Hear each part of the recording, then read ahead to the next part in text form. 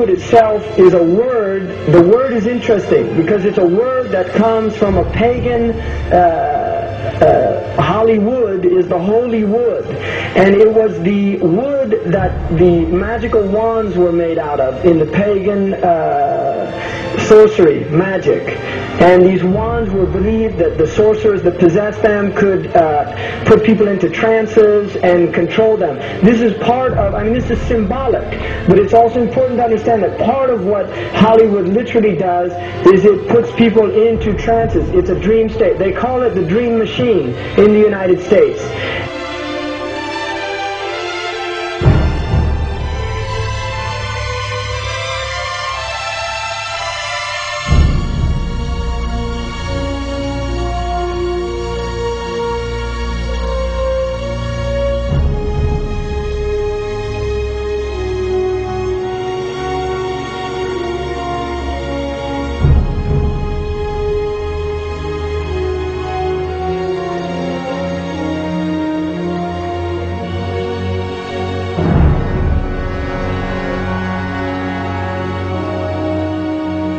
Creates fantasies for people. It puts people into these things. Now, one of the things is interesting that in the part of what's done in movie theaters, in darkened rooms where people watch television, is literally a trance state that occurs. What's called suspended state of disbelief. You enter into a state, you suspend your disbelief and enter into a state whereby you begin to believe what you internally realize is imagination.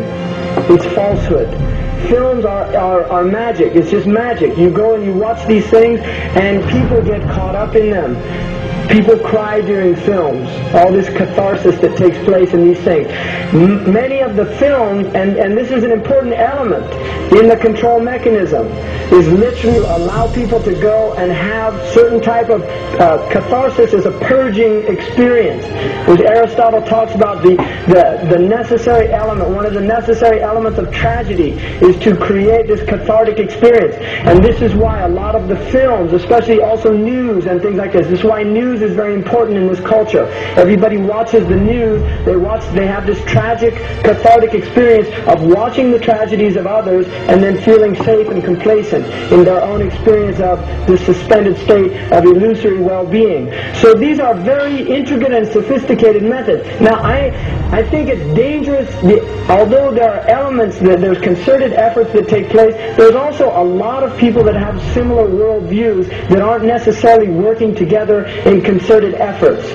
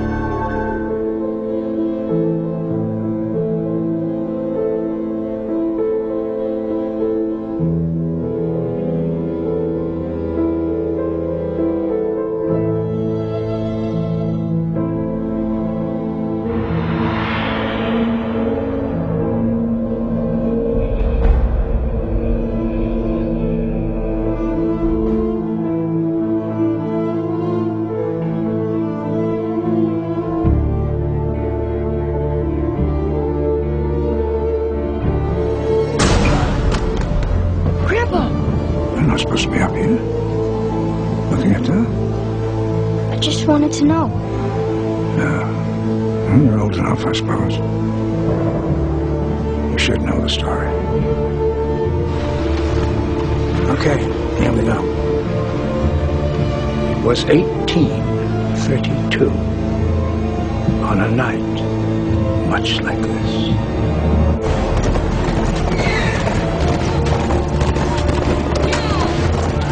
Charles Carroll was the last surviving signer of the Declaration of Independence. He was also a member of a secret society known as the Masons, and he knew he was dying. He woke up his stable boy in the middle of the night and ordered him to take him to the White House to see Andrew Jackson, because it was urgent that he speak to the president. Did he talk to him?